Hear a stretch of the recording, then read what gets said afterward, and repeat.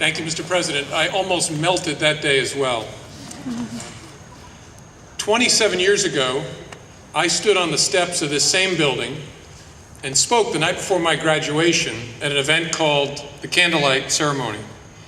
I had decided to try to give a funny speech about the real world, and in doing that, to poke fun at people like my parents, who were always telling me that I needed to stop taking strange, weird courses and start preparing myself for the real world, which was someplace, was clearly understood, outside Williamsburg.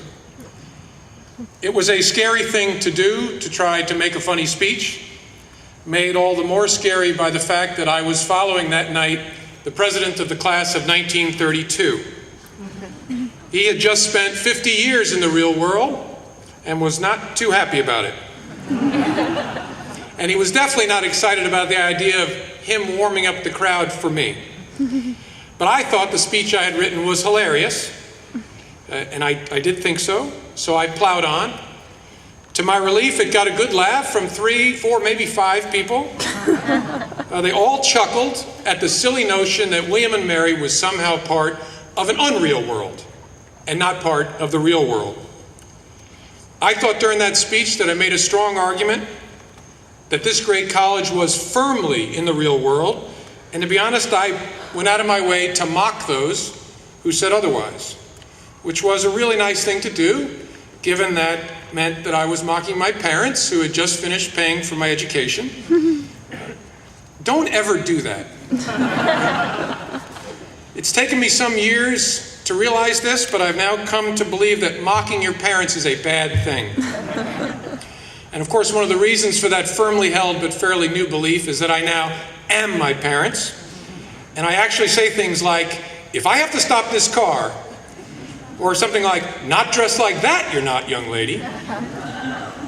Or could we stop saying like all the time?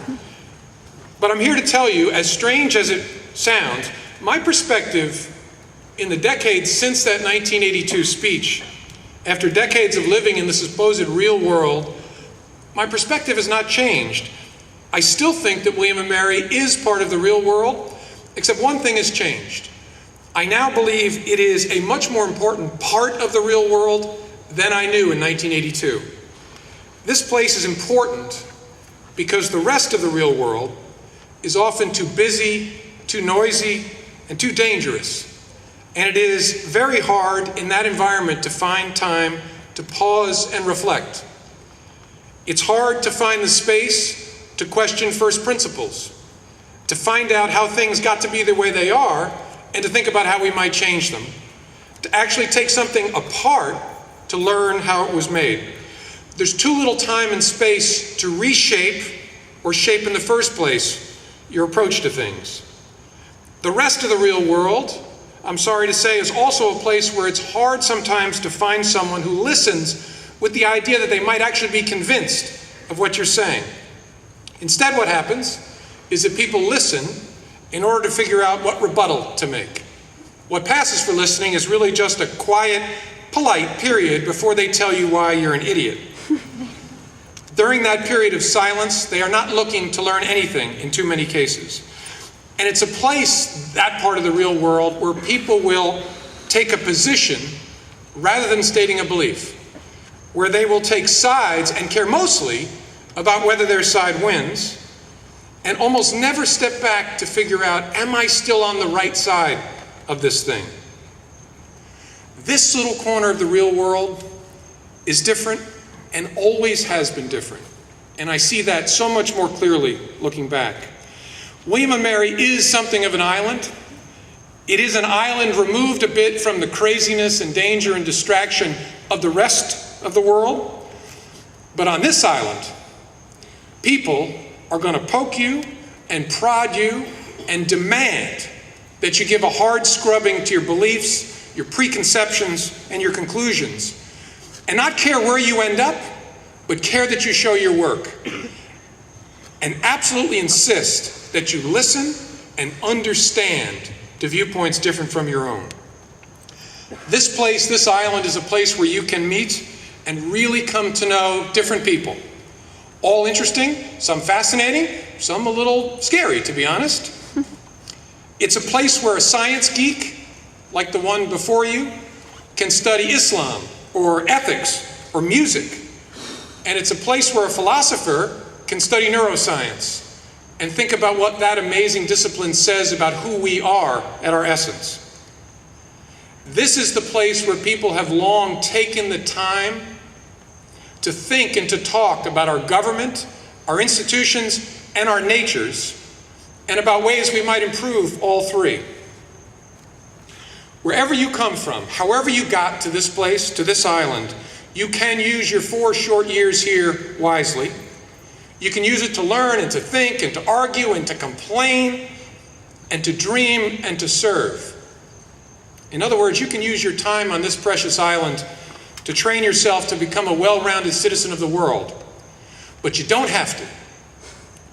You can use your time on this island simply as a way station between high school and a job.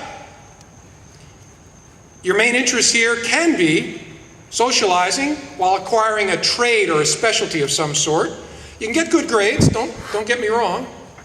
You can suffer through the courses that they make you take.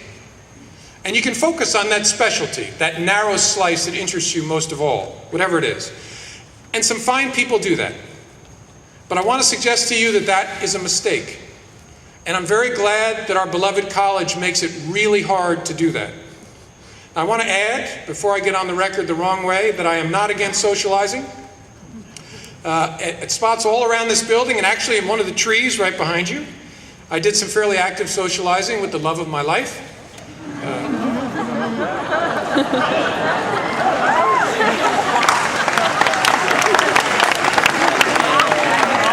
And I'm not telling you which tree. You got to figure that out on your own. If you're as tall as I am, you can climb any tree.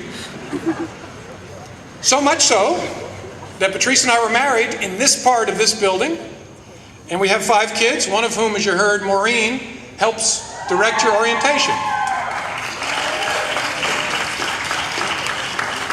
I got to be honest, it's a little freaky for me, but I think it's a lot freaky for my kids to sit there listening to me talk about my college love life.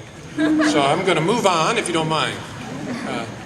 Life on this island, as great as that part of life is, can be and should be so much more than that. William and Mary is the alma mater of a nation because it turns out people who've used their time here to challenge themselves and to broaden themselves. It turns out people who, when they leave here, want to keep learning, keep challenging, and keep contributing. And we need that kind of person very, very badly right now. I don't need to tell you that your junior high school years and your high school years were time of great upheaval, of terrorism, of Katrina, of wars, of economic crisis. You know all that. You also know that pain and hurt, and there's a lot of it, is going to be there when you graduate. Our country has enemies to fight. You know that too. And we are lucky to have brave men and women, many of them led by William and Mary graduates, to wear the uniform and take up that fight. But with our warriors, we also need those who will follow them and plant seeds of hope and peace.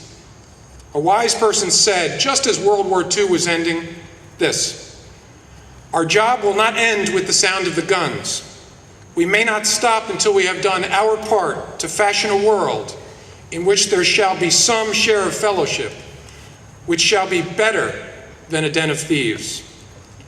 We need teachers and diplomats and doctors and engineers and lawyers and artists and volunteers and writers and people of all sorts who care about making a difference, because there are so many ways to serve the world, our country, and our communities.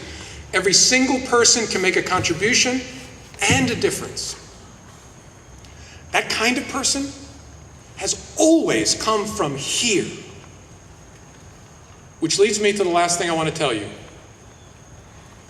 You have now joined a very special family. Of course, it's a family of extraordinary academic achievement. You know that. You sit here surrounded by the most remarkable and creative young people this country has.